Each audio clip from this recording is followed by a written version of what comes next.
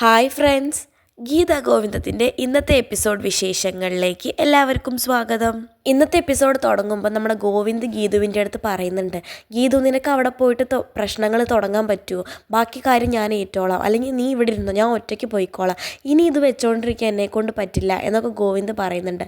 അപ്പോൾ ഗീതു പറയുന്നുണ്ട്, ശരി ശരി ഞാൻ വരാം, എന്താ വരണോടത്ത് വെച്ച് കാണാൻ ബാക്കിയുള്ളത്, ഞാൻ വരാം, നമുക്ക് പോവാം എന്ന് പറഞ്ഞ് ഗീതു ആദ്യം പോകുന്നുണ്ട് ഗസ്റ്റ് ഹൗസിലാണെങ്കിലോ ആ ചേതൻ ഗ്രൂപ്പത്തെ ആൾ ചോദിക്കുന്നുണ്ട്, എന്താ ഈ ഗീതാഞ്ജലി ഇനിയും വരാത്തത്, എന്താണ് ഇത്രയും ലേറ്റ് ആവുന്നത് എന്നൊക്കെ ചോദിക്കുന്നുണ്ട്. അപ്പോൾ എല്ലാവരും പറയുന്നുണ്ട് ഇപ്പം വരും എന്ന് പറയുന്നുണ്ട് എല്ലാവരും, അനാർക്കലിയും ഭാസ്കരനൊക്കെ. പിന്നീട് അനാർക്കലി ഗീതുവിനെ കണ്ടപ്പോൾ സമാധാനിക്കുന്നുണ്ട്, മാർഗഴിയാണെന്ന് കരുതിയിട്ട്. പിന്നീട് സുവർണ ഗീതുവിനോട് ഇരിക്കാൻ പറയുന്നുണ്ട്. അപ്പോൾ ഗീതു ദേഷ്യപ്പെടുന്നുണ്ട്, എൻ്റെ ഗസ്റ്റ് ഹൗസിൽ അതിക്രമിച്ച് കയറിയിട്ട് എന്നോട് ഇരിക്കാൻ പറയാൻ നീ ആരാ എന്നൊക്കെ ചോദിക്കുന്നുണ്ട്. പിന്നീട് ഭാസ്കരനോടും അനാർക്കലിയോടൊക്കെ ചോദിക്കുന്നുണ്ട്, എന്താ ഇവിടെ നടക്കണം, ഞങ്ങളറിയാതെ ഞങ്ങളുടെ ഗസ്റ്റ് ഹൗസിൽ എന്താ നടക്കുന്നത് എന്നൊക്കെ ചോദിക്കുന്നുണ്ട്. അപ്പോൾ സുവർണയാണെങ്കിൽ ചോദിക്കുന്നുണ്ട്, എന്താ മാഡം ഒന്നും അറിയാത്ത പോലെ സംസാരിക്കുന്നത്, കമ്പനി അവരുടെ പേരിലോട്ട് കൊടുത്ത് ബാക്കി പൈസ വാങ്ങാനല്ലേ ഇവർ വന്നിരിക്കുന്നത്, മാഡം എന്തോ ഒന്നും അറിയാത്ത പോലെ സംസാരിക്കുന്നത് എന്നൊക്കെ പറയുന്നുണ്ട്. അപ്പോൾ ഗീത ചോദിക്കുന്നുണ്ട്, നീയും ഞാനുമായിട്ട് എന്ത് ഡീലാണ് ഉള്ളത്? അപ്പോൾ ഭാസ്കരൻ പറയുന്നുണ്ട്, മോളെ സുവർണ നീയും വരുണ്ട കാര്യത്തിൽ പല തെറ്റുകളും ഉണ്ടാവും, അതിവിടെ കാണിക്കരുത് എന്നൊക്കെ ഭാസ്കരൻ പറയുന്നുണ്ട്. അപ്പോൾ ഗീതു പറയുന്നുണ്ട്, ഞാനും ഇവളും തെറ്റുകൾ ഉണ്ടായിട്ടുണ്ടെന്നുണ്ടെങ്കിൽ ഞാനത് അവരുടെ കാരണത്ത് തീർത്തിട്ടുമുണ്ട്, ഇനി തീർക്കാൻ എനിക്കറിയാമെന്നൊക്കെ ഭാസ്കരനോട് പറയുന്നുണ്ട്. പിന്നീട് ഭാസ്കരൻ ഗീതുവിൻ്റെ ചെവിയിൽ പറയുന്നുണ്ട്, മോളെ അഭിനയം നിർത്തി, ഇനിയും നിർത്തിയില്ല എന്നുണ്ടെങ്കിൽ നമ്മുടെ കയ്യിൽ നിന്ന് പോകുന്നൊക്കെ പറയുന്നുണ്ട്. അപ്പോൾ ഗീതു പറയുന്നുണ്ട്, എന്താ അഭിനയം, ഞാൻ അഭിനയിക്കുന്നൊന്നുമില്ല, താൻ ഇവിടുന്ന് ഇറങ്ങിക്കൊള്ളണം, തന്നെ ഗസ്റ്റ് ഹൗസിലോട്ട് മാറ്റിയത് എനിക്കിട്ട് പാര പണിയാനല്ല, താൻ ഇവിടുന്ന് വേഗം ഇറങ്ങിക്കോ കണ്ണേട്ടൻ വരുന്നതിന് മുന്നേ എന്നൊക്കെ പറയുന്നുണ്ട്. പിന്നീട് അനാർക്കലിയോട് ഗീതു പറയുന്നുണ്ട്, നീ അറക്കൽ കുടുംബത്തിൻ്റെ ശത്രുവല്ലേ, നീ എന്ത് ധൈര്യം ഉണ്ടായിട്ടാണ് ഞങ്ങളുടെ പ്രോപ്പർട്ടിയിൽ കയറി താമസിക്കുന്നത്, കണ്ണേട്ടൻ വരുന്നതിന് മുന്നേ നീ വേഗം ഇവിടുന്ന് ഇറങ്ങിക്കോ എന്നൊക്കെ അനാർക്കലിയോട് ഗീതു പറയുന്നുണ്ട്. അപ്പോൾ അനാർക്കലി ഗീതുവിനോട് ചോദിക്കുന്നുണ്ട്, മോളെ നിനക്ക് എന്ത് പറ്റി, നീ എന്താ ഇങ്ങനെയൊക്കെ സംസാരിക്കുക, ഞാൻ നിൻ്റെ പ്രിയപ്പെട്ട അമ്മായി അല്ലേ എന്നൊക്കെ പറയുന്നുണ്ട്. അപ്പോൾ ഗീതു പറയുന്നുണ്ട്, അമ്മായി ആയാലും അമ്മൂമ്മയായാലും നിങ്ങൾ വേഗം ഇവിടുന്ന് ഇറങ്ങിക്കോ കണ്ണേട്ടൻ വരുന്നതിന് മുന്നേ എന്നൊക്കെ പറയുന്നുണ്ട്. അപ്പോൾ പിന്നെ ചേതൻ ഗ്രൂപ്പത്തെ ആൾ ചോദിക്കുന്നുണ്ട്, എന്താ ഇവിടെ സംഭവിക്കുന്നത്, എന്താ ഗീതു ഇങ്ങനെയൊക്കെ സംസാരിക്കുന്നത്, എന്താ ഗീതുവിന് എന്തെങ്കിലും പ്രശ്നമുണ്ടോ, ഇനി എന്തെങ്കിലും പ്രശ്നം ഉണ്ടെങ്കിൽ ഞങ്ങൾ കോമ്പൻസേറ്റ് ചെയ്യാൻ റെഡിയാണ് എന്നൊക്കെ പറയുന്നുണ്ട്.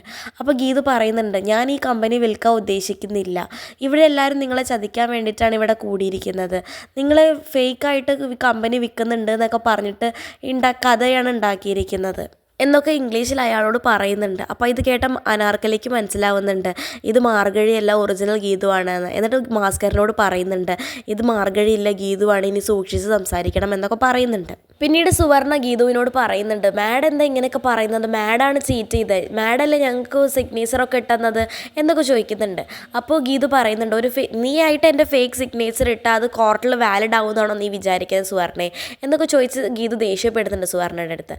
അപ്പോൾ സുവർണ പറയുന്നുണ്ട്, ഞാൻ അല്ല ഫേക്ക് സിഗ്നേച്ചർ ഇട്ട, നീ തന്നെയാണ്, നിങ്ങൾ തന്നെയല്ലേ ഈ ഗസ്റ്റ് ഹൗസിൽ വെച്ചിട്ട് എനിക്ക് സിഗ്നേച്ചർ ഇട്ടന്നെ, അതിന് ഡോക്യുമെൻറ്റ്സ് ഇതായിരിക്കുന്നു, ഞങ്ങൾ കോർട്ടിലോട്ട് പോയി കഴിഞ്ഞാൽ നിങ്ങൾ തന്നെ കുടുങ്ങുക എന്നൊക്കെ സുവർണ പറയുന്നുണ്ട്. അപ്പോൾ ഗീതു പറയുന്നുണ്ട്, ഞാൻ ആരെയും ചതിച്ചിട്ടുമില്ല, ഞാൻ ആരുടെ കയ്യിൽ നിന്ന് ബാക്കി പൈസയും വാങ്ങിയിട്ടില്ല, നിങ്ങളൊക്കെ വെറുതെ പറയുകയാണ് എന്ന് പറയുന്നുണ്ട്. അപ്പോൾ സുവർണ പറയുന്നുണ്ട്, 1-2 രൂപയല്ല 10 കോടിയാണ് നീ അഡ്വാൻസ് വാങ്ങിയത്, ബാക്കി 90 കോടിയുടെ കച്ചവടമാണ് ഇവിടെ നടക്കാനും പോകുന്നുണ്ടായിരുന്നത്, നീ എന്തായാലും അഴി എണ്ണും ഗീതു എന്നൊക്കെ പറയുന്നുണ്ട്. അപ്പോൾ ഗീതു പറയുന്നുണ്ട്, എന്നാൽ നീ കേസ് കൊടുക്ക്, എന്നാൽ ബാക്കി നമുക്ക് അപ്പം നോക്കാം എന്നൊക്കെ ഗീതു പറയുന്നുണ്ട്. അതിൻ്റെ ഇടയിലാണെങ്കിലും ഗോവിന്ദ് വന്നിട്ട് നിർത്താൻ പറയുന്നുണ്ട്. അപ്പോഴാണെങ്കിലും എല്ലാവരും നീക്കുന്നുണ്ട്. എന്നിട്ട് ഗോവിന്ദ് വന്നിട്ട് സുവർണയോടും ചേതൻ ഗ്രൂപ്പത്തെ പ്രതിനിധിയായ ആളോടും ഇവിടെ നിന്ന് ഇറങ്ങി പോകാനൊക്കെ പറയുന്നുണ്ട്. അപ്പോൾ സുവർണ പറയുന്നുണ്ട്, അതെങ്ങനെ നടക്കും സാർ, ഈ ഗീതാഞ്ജലി മാഡം ഒപ്പിട്ടതെന്ന് ട്രാൻസാക്ഷൻസാണ് ഇവിടെ നടക്കാൻ പോകുന്നത്, അപ്പോൾ ഞങ്ങളോട് ഇറങ്ങി പോകാൻ പറയാൻ സാറിന് പറ്റില്ല എന്നൊക്കെ സുവർണ പറയുന്നുണ്ട്. അപ്പോൾ ഗോവിന്ദ് പറയുന്നുണ്ട്, എനിക്ക് നിങ്ങളേക്കാൾ വിശ്വാസം എൻ്റെ ഭാര്യയാണ്, അവൾ പറഞ്ഞല്ലോ 1 രൂപ പോലും അവൾ കയ്യിൽ നിന്ന് വാങ്ങിയിട്ടില്ല എന്ന്, എനിക്ക് അവളെ വിശ്വാസമാണ്, എനിക്ക് അവളെ വിശ്വസിക്കേണ്ട ആവശ്യമുള്ളൂ, പലതവണ കൊല്ലാൻ നോക്കിയേ നിന്നെ വിശ്വസിക്കേണ്ട ആവശ്യമില്ല, നീ ഞങ്ങളുടെ കമ്പനിയെ ചതിക്കാൻ മാത്രമല്ലേ നോക്കിയിട്ടുള്ളൂ, നിന്നെ ഞാൻ ഒരിക്കലും വിശ്വസിക്കില്ല, നിങ്ങളൊക്കെ വേഗം ഇവിടെ നിന്ന് ഇറങ്ങിക്കേ എന്നൊക്കെ പറയുന്നുണ്ട്. അപ്പോൾ സുവർണ പറയുന്നുണ്ട്, സാറിന് വേണമെങ്കിൽ ഞാൻ തെളിവ് കാണിച്ചു തരാം എന്ന് പറഞ്ഞിട്ട് ആ ഡോക്യുമെൻറ്റ്സൊക്കെ കാണിച്ചു കൊടുക്കുന്നുണ്ട്. അപ്പോൾ സുവർണയെ തടയുന്നുണ്ട് ഗോവിന്ദ്, എനിക്ക് നിൻ്റെ ഡോക്യുമെൻറ്റ്സ് ഒന്നും കാണണ്ട, നീ വേഗം ഇവിടെ നിന്ന് ഇറങ്ങിക്കേ, നിന്നെ എനിക്ക് തീരെ വിശ്വാസമില്ല എന്നൊക്കെ പറയുന്നുണ്ട്. പിന്നീട് സുവർണ എന്തോ പറയാൻ വരുന്ന സമയത്ത് ഗോവിന്ദ് സുവർണയെ തടയുന്നുണ്ട്. എന്നിട്ട് പറയുന്നുണ്ട്, നിങ്ങളെന്താ ഇവിടെ ചെയ്യുന്നതെന്ന് എനിക്ക് മനസ്സിലായി. ഒരു ഫേക്ക് സിഗ്നേച്ചർ ഇട്ടിട്ട് നിങ്ങളെല്ലാവരും ഗീതുവിൻ്റെ മേത്തിലോട്ട് ആ കുറ്റം ഇടാൻ പോവുകയാണ്, എനിക്ക് മനസ്സിലാവുന്നുണ്ട്. ഇപ്പോൾ എന്നെ കണ്ടപ്പോൾ നിങ്ങളെല്ലാവരും ഗീതുവിൻ്റെ തലയിൽ ആ കുറ്റം ഇട്ടിട്ട് ഒഴിഞ്ഞു മാറാൻ ശ്രമിക്കുകയാണ്, എനിക്ക് നിങ്ങളെയൊക്കെ അറിയാം എന്നൊക്കെ പറയുന്നുണ്ട്. എന്നിട്ട് സുവർണയോടും അയാളോട് ഇറങ്ങി പോകാനും ഒക്കെ പറയുന്നുണ്ട്. പിന്നീട് അനാർക്കലിയോട് പറയുന്നുണ്ട്, ഞങ്ങളുടെ ശത്രുവായ നിങ്ങളോട് ഇനി ഇറങ്ങിപ്പോകാൻ ഞാൻ പ്രത്യേകം പറയണോ എന്നൊക്കെ അനാർക്കലിയോട് ചോദിക്കുന്നുണ്ട്. അപ്പോൾ അനാർക്കലി പറയുന്നുണ്ട്, ആ ശരിയാണ്, ഇത് നിൻ്റെ വീടാണ്, ഇറങ്ങിപ്പോവാൻ ഞാൻ ബാധ്യസ്ഥയാണ്, പക്ഷെ ഞാൻ ഇവിടുന്ന് മാത്രമേ ഇറങ്ങി പോകുന്നുള്ളൂ. നിൻ്റെ കുടുംബത്തിൻ്റെ ഇടയിൽ തന്നെ ഇറക്കാൻ മരണത്തിന് മാത്രമേ സാധിക്കുള്ളൂ. ഞാൻ എന്നും നിങ്ങൾക്ക് ശത്രുവായി നിങ്ങളുടെ ജീവിതത്തിൽ ഉണ്ടാവും എന്നൊക്കെ അനാർക്കലി പറയുന്നുണ്ട്. എന്നിട്ട് അനാർക്കലി പോകുന്നുണ്ട്. അപ്പോഴാണെങ്കിലും ഭാസ്കരൻ തടയുന്നുണ്ട് അനാർക്കലിയെ. അനാർക്കലി പോകാൻ വരട്ടെ, എനിക്ക് അനാർക്കലിയുടെ സാന്നിധ്യത്തിൽ ഗോവിന്ദിനോട് കുറച്ച് കാര്യങ്ങൾ സംസാരിക്കാനുണ്ട് എന്ന് പറയുന്നുണ്ട്. അത് കേട്ടിട്ടാണെങ്കിലും ഗീതു പേടിക്കുന്നുണ്ട്. അയ്യോ, രഞ്ജുവിൻ്റെ കാര്യമാണോ എന്ന് ആലോചിച്ചിട്ട് ഗീതു പേടിക്കുന്നുണ്ട്. അപ്പോഴേക്കും ഭാസ്കരനെ സംസാരിക്കാൻ സമ്മതിക്കാത്ത ഗോവിന്ദ് പറയുന്നുണ്ട്, എനിക്ക് തന്നോട് കുറച്ച് കാര്യങ്ങൾ സംസാരിക്കാനുണ്ട്, താനൊന്ന് വന്നേ എന്ന് പറഞ്ഞ് ഭാസ്കരനെ പിടിച്ച് റൂമിലോട്ട് കൊണ്ടുപോകുന്നുണ്ട്. റൂമിലോട്ട് കൊണ്ടുപോയതിന് ശേഷം ഭാസ്കരനെ തോക്ക് ചൂണ്ടി നിർത്തുന്നുണ്ട്.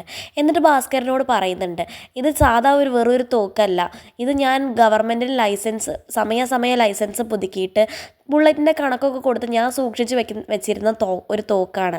ഏത് ഇരുട്ടത്താ ഒരു ശത്രുവിൻ്റെ തല പുറത്ത് വരിക എന്ന് പറയാൻ പറ്റില്ലല്ലോ, അതുകൊണ്ട് ഞാൻ ഇതുവരെ സൂക്ഷിച്ച് വെച്ചിരിക്കുകയായിരുന്നു. പക്ഷേ എൻ്റെ നിർഭാഗ്യവശം എനിക്ക് ഇതുവരെ അത് ക്വാളിറ്റി ടെസ്റ്റ് ചെയ്യാൻ ഒരു തല കിട്ടിയിട്ടുണ്ടായിരുന്നില്ല. എനിക്കാണെങ്കിൽ ഒരു ക്വാളിറ്റി ടെസ്റ്റ് ചെയ്യാൻ ഭയങ്കര ആഗ്രഹമായിരുന്നു. അതുകൊണ്ട് ഇപ്പോഴാണ് എനിക്ക് അതിനെ പറ്റിയൊരു തല കിട്ടിയത്. ഞാൻ ഇതങ്ങോട്ട് പിടിച്ച് വലിച്ചു കഴിഞ്ഞാൽ തൻ്റെ തലച്ചോറ് ചിതറി പോകുന്നതൊക്കെ കാണാൻ പറ്റും, വേണോ എന്നൊക്കെ ചോദിക്കുന്നുണ്ട്. അപ്പോൾ ഭാസ്കരൻ പറയുന്നുണ്ട്, മോനൊന്നും ചെയ്യരുത്, മോൻ എന്താ വേണ്ടേ, മോനോടെല്ലാം ഞാൻ പറയാം, എനിക്കൊരു കാര്യം പറയാനുണ്ട്, മോനെ സ്നേഹിക്കുന്നവരെല്ലാം മോനെ ചതിക്കുകയാണ് എന്നൊക്കെ പറയുന്നുണ്ട് ഭാസ്കരൻ ഗോവിന്ദിനോട്. അപ്പോൾ ഗോവിന്ദ് പറയുന്നുണ്ട്, എനിക്കറിയാടോ അതൊക്കെ. അപ്പോൾ ഭാസ്കരൻ പറയുന്നുണ്ട്, ഇല്ല മോനെ, അതൊക്കെ ഈ വൃദ്ധന് മാത്രമേ അറിയുള്ളൂ എന്നൊക്കെ പറയുന്നുണ്ട്.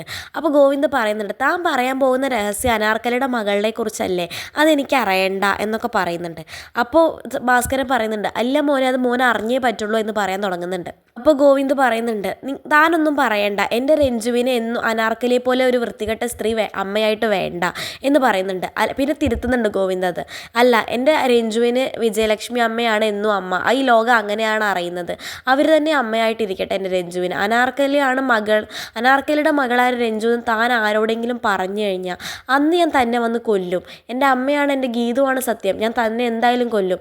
എനിക്ക് അവരുടെ മീതെ വേറെ ഒരു സത്യമൊന്നുമില്ല എന്ന് തനിക്കറിയാലോ. എന്നിട്ട് ചോദിക്കുന്നുണ്ട്, താൻ പറയോടോ എന്ന് ചോദിക്കുന്നുണ്ട്. അപ്പോൾ ഭാസ്കരൻ പേടിച്ചിട്ട് പറയുന്നുണ്ട്, ഞാൻ ആരോടും പറയില്ല എന്ന് പറയുന്നുണ്ട്. പിന്നെ അവന് ഭാസ്കരനെ എടുത്ത് ബെഡിലിട്ടിട്ട് ഗോവിന്ദ് പറയുന്നുണ്ട്, താനും അനാർക്കലിയും CI കൃഷ്ണകുമാറും കൂടിയിട്ടാണ് എൻ്റെ അച്ഛനെ കൊന്നതെന്നൊക്കെ എനിക്കറിയാം, താൻ എന്തിനാണോ അങ്ങനെയൊക്കെ ചെയ്തത്? അന്ന് പോലീസ് സ്റ്റേഷനിൽ കെട്ടിത്തൂക്കുന്ന സമയത്ത് താൻ കരഞ്ഞ പോലെ എൻ്റെ അച്ഛനും കരഞ്ഞോ നിങ്ങളുടെ മുന്നിൽ എന്നെ കൊല്ലരുതേ എന്ന് പറഞ്ഞിട്ട്? പിന്നെ ഗോവിന്ദ് തന്നെ പറയുന്നുണ്ട്, ഇല്ല, അച്ഛൻ അങ്ങനെ ഒരിക്കലും ചെയ്തിട്ടുണ്ടാവില്ല, അച്ഛൻ തന്നെ പോലെ ഒരു ഭീരുവല്ല, ശത്രുവിന് മുന്നിൽ സ്വന്തം ജീവന് വേണ്ടി യാചിക്കാൻ അച്ഛൻ തയ്യാറാവില്ല, അതൊക്കെ തന്നെ പോലുള്ള ഭീരുക്കളെ ചെയ്യുള്ളൂ. അപ്പോൾ താൻ കണ്ടില്ലേ എൻ്റെ മുന്നിൽ തൻ്റെ ജീവന് വേണ്ടി യാചിക്കുന്നത്, അതുപോലെ എൻ്റെ അച്ഛനൊന്നും ചെയ്യില്ല എന്നൊക്കെ പറയുന്നുണ്ട്. പിന്നെ ഗോവിന്ദ് ഭാസ്കരനെ എടുത്ത് നിലത്തിടുന്ന സമയത്ത് ഭാസ്കരൻ പറയുന്നുണ്ട്, അയ്യോ മോനെ, എന്നെ കൊല്ലരുതേ, മോനെ എന്നെ എന്ത് വേണമെങ്കിലും ചെയ്തോ, ചവിട്ടി എന്ത് വേണമെങ്കിലും ചെയ്തോ, പക്ഷെ എന്നെ കൊല്ലം മാത്രം ചെയ്യരുത് എന്ന് പറയുന്നുണ്ട്. അപ്പോൾ ഗോവിന്ദ് പറയുന്നുണ്ട്, തന്നെ ഞാൻ കൊല്ലാതെ വിടുന്നത് എന്തിനാണെന്നറിയോ, തന്നെ കള്ളക്കരച്ചിൽ കണ്ട് പേടിച്ചിട്ടൊന്നുമല്ല, എൻ്റെ ഗീതുവിൻ്റെയും കുഞ്ഞുങ്ങളുടെയും അമ്മയുടെ ഒപ്പം കുറേ കാലം എനിക്ക് ജീവിക്കണം എന്ന് ആഗ്രഹമുള്ളതുകൊണ്ടാണ് ഞാൻ തന്നെ കൊല്ലാതെ വിടുന്നത്. എൻ്റെ ജീവിതം ജയിലിൽ പോയി കിടക്കാനുള്ളതല്ല എന്ന് എനിക്ക് നല്ല ബോധ്യമുള്ളത് കൊണ്ടാണ് തന്നെ ഞാൻ വെറുതെ വിടുന്നത്. തനിക്ക് അനാർക്കലിക്ക് ഞാൻ ഒരു ചാൻസും കൂടെ തരാം, എൻ്റെ കണ്ണെത്താത്ത ലോകത്തെ ഏതെങ്കിലും ഒരു സ്ഥലത്ത് പോയിട്ട് രണ്ടും കൂടെ ജീവിച്ചോളണം, അല്ലാതെ ഇനി എൻ്റെ കൺമുന്നിൽ വന്നാൽ നിങ്ങളെ ഞാൻ കൊല്ലും എന്നൊക്കെ പറയുന്നുണ്ട് ഗോവിന്ദ് ഭാസ്കരനോട്. ഇതൊക്കെ കേട്ട ഭാസ്കരൻ പറയുന്നുണ്ട്, മോൻ എന്നെ ഒന്നും ചെയ്യണ്ട, ഞാൻ എവിടേച്ചാ പോയി ജീവിച്ചോളാം, എന്നെ വെറുതെ വിട്ടാൽ മതി എന്ന് പറയുന്നുണ്ട്. അപ്പോൾ ഗോവിന്ദ് പറയുന്നുണ്ട്, എണീക്കടോ, തനിക്ക് പുറത്തേക്കുള്ള വഴി ഞാൻ തന്നെ കാണിച്ചു തരാം, തന്നെ ലഗേജൊക്കെ എടുത്ത് പുറത്തോട്ട് ഇറങ്ങിക്കോ എന്ന് ഗോവിന്ദ് പറയുന്നുണ്ട്. അപ്പോൾ ഭാസ്കരനാണെങ്കിലോ പേടിച്ചിട്ട് അവൻ്റെ ലഗേജൊക്കെ എടുക്കുന്നുണ്ട്. ഗീതു ആണെങ്കിലോ ആ റൂമിൻ്റെ പുറത്തിരുന്ന് പ്രാർത്ഥിക്കുന്നുണ്ട്, സത്യദാസ് രഞ്ജുവിൻ്റെ അമ്മ ആരാന്നൊന്നും പറയരുതേ എന്നൊക്കെ പറഞ്ഞ് പ്രാർത്ഥിക്കുന്നുണ്ട്. അപ്പോൾ ഇതൊക്കെ കാണുന്ന അനാർക്കലി വിചാരിക്കുന്നുണ്ട്, എന്താ ഇവൾക്ക് ഇത്രമാത്രം സങ്കടം? എന്നിട്ട് അനാർക്കലിനെ വിചാരിക്കുന്നുണ്ട്, സത്യദാസിനെ കൊന്ന് ഇവളുടെ ഭർത്താവെങ്ങാനും ജയിലിൽ പോകുന്നുള്ള വിഷമമായിരിക്കും എന്നൊക്കെ പറഞ്ഞ് ചിരിക്കുന്നുണ്ട്. അത് കഴിഞ്ഞിട്ട് ഗോവിന്ദ റൂമിൽ നിന്ന് പുറത്ത് വരുന്നുണ്ട്. എന്നിട്ട് അനാർക്കലി ചോദിക്കുന്നുണ്ട്, സത്യദാസ് എവിടെ, താൻ അവനെ കൊന്നോ എന്നൊക്കെ ചോദിക്കുന്നുണ്ട്. അപ്പോൾ ഗോവിന്ദ് പറയുന്നുണ്ട്, ഞാൻ കൊന്നു, അവൻ സത്യദാസിൻ്റെ മുഖംമൂടി വലിച്ച് കീറി ഭാസ്കരനാക്കി ഞാൻ മാറ്റിയിട്ടുണ്ട്. അയാൾക്ക് കൊടുത്ത പോലെ ഒരു ട്രീറ്റ്മെൻറ്റ് നിനക്കും തന്നു കഴിഞ്ഞാൽ നീയും നന്നാവുമെന്ന് എനിക്കറിയാം. പക്ഷെ വേണ്ട, നീ ഒരു പെണ്ണായതുകൊണ്ട് ഞാൻ നിന്നെ വെറുതെ വിടുന്നു. സ്ത്രീകളോട് ഞാൻ മാന്യമായിട്ടേ പെരുമാറാറുള്ളൂ, അതുകൊണ്ട് ഞാൻ നിന്നെ വെറുതെ വിടുന്നു എന്നൊക്കെ ഗോവിന്ദ് അനാർക്കലിയോട് പറയുന്നുണ്ട്. അപ്പോൾ അനാർക്കലി പറയുന്നുണ്ട്, നിന്നെ ഞാൻ എന്തായാലും ഒരു പാഠം പഠിപ്പിക്കും. ഞാനൊരു പെണ്ണാണെന്നുണ്ടെങ്കിൽ നീ ഇപ്പോൾ ചെയ്തതിന് ഞാൻ നിന്നെ ഒരു പാഠം പഠിപ്പിക്കും, ഓർത്തോ എന്നൊക്കെ പറയുന്നുണ്ട്.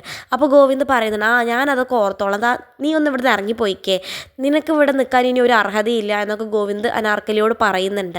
എന്നിട്ടാണെങ്കിലും അനാർക്കലി അവിടുന്ന് പോകുന്നുണ്ട്. പിന്നെ സത്യദാസ് ഇറങ്ങിപ്പോകാൻ വേണ്ടി കാത്തിരിക്കുന്ന ഗോവിന്ദിനെയും ഗീതുവിനെയും കാണിച്ചുകൊണ്ടാണ് ഇന്നത്തെ എപ്പിസോഡ് അവസാനിക്കുന്നത്. ഇതുപോലെയുള്ള ഗീതാ ഗോവിന്ദം വിശേഷങ്ങൾ നിങ്ങൾക്ക് പെട്ടെന്ന് അറിയാൻ വേണ്ടി ചാനൽ സബ്സ്ക്രൈബ് ചെയ്യാൻ മറക്കരുത്.